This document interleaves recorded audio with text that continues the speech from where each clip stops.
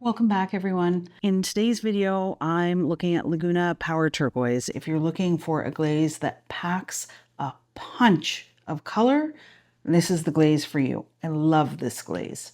I haven't used it as long as I have the Wasabi Celadon, but as soon as I started using it, I was hooked. So I'm excited to share this glaze with you today. In this series of videos, I'm trying to share glazes with you that I have a fair bit of experience with.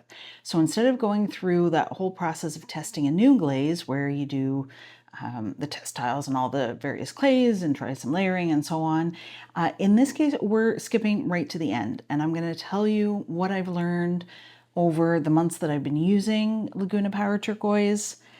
I'm not sure how long it's been, maybe 6 months I've been using it, but as you can see, it has become a favorite. So I had a 10-pound bucket of it and I'm probably about halfway through already, and I need to order some more. So I love this glaze. So spoiler alert, it does have some tricky pieces to it though, so I'll let you know about those later in the video, so stay tuned for that. Before I carry on too much, I want to introduce today's mug. Today's mug is one that I bought from Vaughn Smith, who is a potter that lives in one of my favorite places in the world, La Have, Nova Scotia, and he has a wonderful pottery studio, actually 2 of them, so there's 2 studios across the road from each other, and just some wonderful stuff. And he's a lovely man. And I highly encourage you to go check out his YouTube videos. Vaughn's got a ton of experience. So when he gives you advice in terms of how to make pots, listen to him. Don't listen to me, listen to him. He's got way more experience than I do. One thing I will say is that Vaughn doesn't really use the commercial glazes. He mixes his own, which is awesome. So if you want to come for commercial glaze advice, this is the spot to be. Anyway, I absolutely adore this mug. It has black cats on it, which my regular viewers will know I have 2 black cats, so near and dear to my heart. And it's got that folk art vibe that you get from Nova Scotia in particular. So I love it. It reminds me of the South Shore every time I use it. Laguna Power Turquoise, as I do with most glazes, actually all glazes, I started with a pint of this, which is the brushing version of it, and then pretty much immediately ordered the dipping version of it. So I do have experience with both. I have far more experience with the dipping version of Laguna's Power Turquoise. There is something that you need to be careful with this glaze, and we'll get to that in a minute. In terms of performance, I found both of them worked really well. I had glazed one piece in the brushing version of this glaze fairly early on, and I put 4 layers on that pot. And I was firing at the community studio at the time, New Ceramics here in Fredericton. And I said to them, look, this is going to need a giant cookie because it was a big piece. It was a lamp base. Because I really think this is going to run. I put a lot of glaze on this puppy. I think, like I say, it was 4 layers. Anyway, skip to the end of the story. It did not run. It kind of glooped up like this does in a lovely sort of a way, but it did not run off the end of the piece. So I've used brushing version and the dipping version of this glaze. I have used it on speckled clay, red clay, oops, white clay, more white clay, and this one is, this one isn't speckled, this is reclaim, but I have used it on straight up speckled clay as well. I just don't happen to have it here on the table. As you can see, Laguna Power Turquoise is super consistent. So there is a little bit of variation. This is it on Pottery Supply House's 500 clay, PSH 500, yeah. And this clay tends to eat glaze. It has a lot of iron in it, I think. It's a dark red color, beautiful, beautiful clay.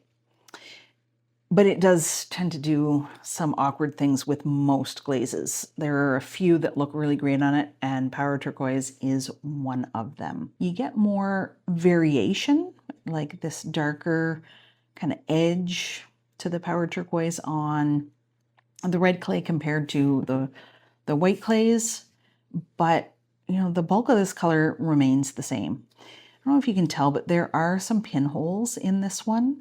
This overfired or underfired? I think it overfired. Anyway, if I had popped it back in, those would have healed over really nicely. I have done that since with other pots, but in this case, I didn't think to do that, and I'd sanded it. And once you get water on the clay, it's dicey to put it back in the kiln, because if any of that water is trapped inside the clay, it can't get out and you end up with explosions. So I just don't risk that. And you can see on the bottom here, you know, I dipped it like so. It wasn't a particularly long dip, so it didn't get those kind of super globby bits on the outside. I think I was worried about that, is why I did a quick dip, because I knew that this glaze does kind of have a tendency to run if you put it on too thickly. So, caution number one with Laguna Power Turquoise, do not put it on too thickly, because if you put Power Turquoise on too thickly and you fire it too hot, this went up to a cone 7.5 accidentally, your kiln shelves will suffer. So don't be like me, kids. This particular pot, I had dipped it, but it was so big that, no, I didn't dip it. Okay, I'm lying to you. I poured it inside and then poured it out easy enough. And then the outside, I put it like this, upside down, over top of a bucket, and I poured the glaze on the outside. So Power Turquoise is quite a gelled glaze. It's not very watery at all, which is lovely. It stays in suspension. It doesn't hard pan, which I definitely appreciate. But it did mean this is really the first time I had poured it, and it was really difficult to get an even coverage. And so I ended up using too much glaze. So what I would do the next time is pour it and have a brush there to kind of smooth it out as I go. I think that would work really well. This did not work well. I can try to save this, as you can see, and I just gave up. I was going to try and save it and use it as the fruit bowl on my own dining room table, because I love the color of this glaze. Well, I love the color, just period, full stop. I actually, before I started filming this, I had to stop and go change my top, because I had a top on that was exactly this color. So, you know, personal preference, but I do absolutely adore. I wouldn't call this turquoise. I would call this teal, but whatever. Let's not split hairs. Anyway, so, yeah, don't put it on too thickly and don't fire it to a cone 7.5. I have used it on other pieces that did go up to like a 6.5, 7. This one you can see just skirted disaster. I have some other ones. Yeah, this is one. So this was really interesting.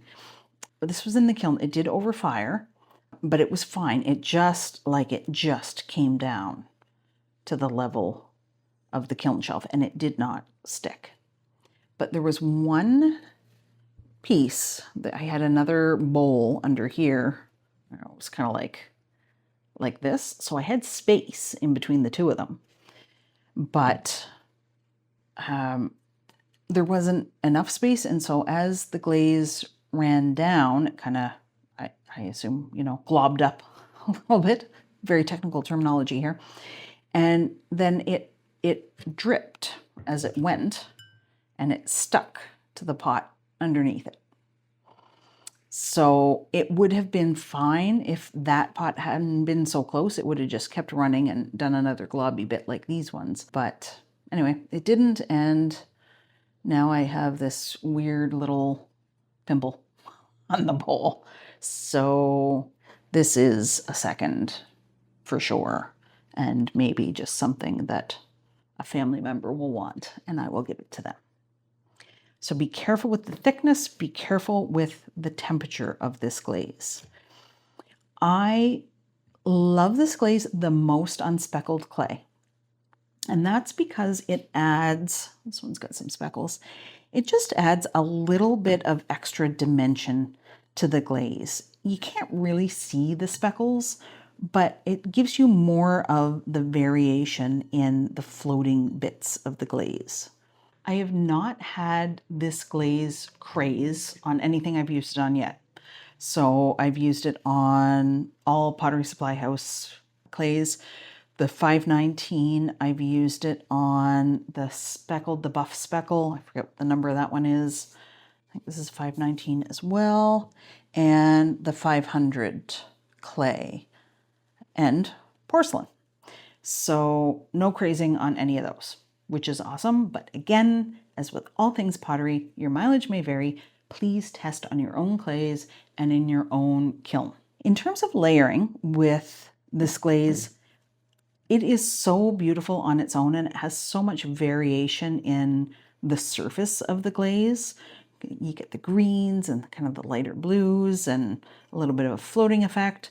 So I haven't done a ton of layering with this glaze because I love it just the way it is. But what I have done is Power Turquoise and Wasabi. So if you watched the Wasabi review that I posted recently, you've already seen this pot, so apologies. If not, this is Power Turquoise on top of Wasabi Celadon from Amaco. And it's lovely. So you can see that the Power Turquoise wanted to run a little bit. Sometimes that happens when you layer two glazes on top of each other. They'll run more than either would on their own. This didn't run much. Celadons are usually pretty good at stopping runners anyway. It didn't do anything funky at the border. It still looks like Laguna over top of Wasabi. Sometimes you get really ugly things happening at the borders, and sometimes you get really awesome things. And in this case, it's just pretty stable. It is a pretty color combo though. I also, okay, this one is new. It just came out of the kiln yesterday. Yeah, yesterday. So you're seeing it here first, unless you watch the kiln unloading, in which case you've already seen this. And this is Laguna Power Turquoise and Mayco's Copper Float. So this underfired just slightly. It was a cool cone 6, which means that the copper float didn't quite get those sequins. Didn't quite get the sequins that I love so much about it, but it doesn't matter. It's shiny and it's metallic and it looks really sharp with the Laguna Power Turquoise. And the border between the two, so in this pot on the border, the Power Turquoise kind of took over, and in this pot, the copper float took over. And the copper float was underneath the Power Turquoise on this one. So I did the brushing, 4 coats, and then did a dip of the Power Turquoise over top. So that border just turns into a brown color. Not my favorite part of it, so I would make that overlap narrower for my tastes. But there's nothing wrong with it. There's no crawling, none of that stuff. So it behaved really nicely. And I will definitely do this combo again because that is sharp. I've used Power Turquoise on flat surfaces as well. So here are a couple of spoon rests that I pulled out of the kiln recently. And again, it performs exactly as expected. So a very consistent glaze will get gloopy. This one was fired hotter. And I think the glaze actually was a little bit too thick. So there's a tip for you. When you're working with dipping glazes, it's important to make sure you're keeping track of the thickness of the glaze. Lots of ways to do that. I bought myself, oh, it's actually from Laguna. I bought myself a hydrometer. It comes with a little certificate and everything. Very official. Basically, it's made out of glass, so you do have to be careful with it. That's why I keep it in its little container. You put it in the glaze and you read where it goes to, and then you check with the manufacturer of the glaze to see what they recommend the specific gravity be at. I did have to look this up to convert this number to the specific gravity that the glaze manufacturers give you. So if I can find that conversion anywhere, I will put that down in the comments. I can't remember where I found that. But what this does is it allows you to have consistency. So generally I start with the specific gravity that the manufacturer recommends for the glaze, and then I tweak it. Because some glazes I prefer to have it a little thinner or a little thicker. I found with the Celadons from Amaco, I did like them a little bit thicker than it called for. But then each time you use it, you just pop this in, read where it's at, and you know if you need to add some more water to it or not. So very handy tool. There are other ways of handling that. I know Joe Thompson at Old Forge recommends weighing your glaze application. I think Joe is a much more disciplined potter than I am. I'm not weighing my glaze application. That is never going to happen. I've also seen people recommend using, I don't think I have one, using the big syringes, and you fill it up and you weigh it and get a calculation from that. Also a really good way of going about things. This is just the one that I like using because it's quick and simple, and it doesn't interrupt me too much in my process. Here's another example of Power Turquoise on, this is still Reclaim, but it has more of the buff speckle in it. So you can see that speckle effect happening a little bit more here because there's more of the speckles in the clay. So you just get like the darker spots in there. It's not a super strong effect, but it is quite charming. So that is Laguna Power Turquoise. It has rapidly become one of my favorite glazes. I would love to hear about glaze combinations that you might have done with it because, as I mentioned, I've only done a couple, but I really do love this one on its own. It's got enough going on in the glaze surface that I don't necessarily feel the need to do a layering with it. Thanks for watching. If you would like to be notified of future glaze reviews, hit the subscribe button. Then YouTube will let you know when I post new videos. And if you're interested in other glaze reviews, I've got a ton of them on my channel, so go check those out. And I will see you here next time. Thanks for watching.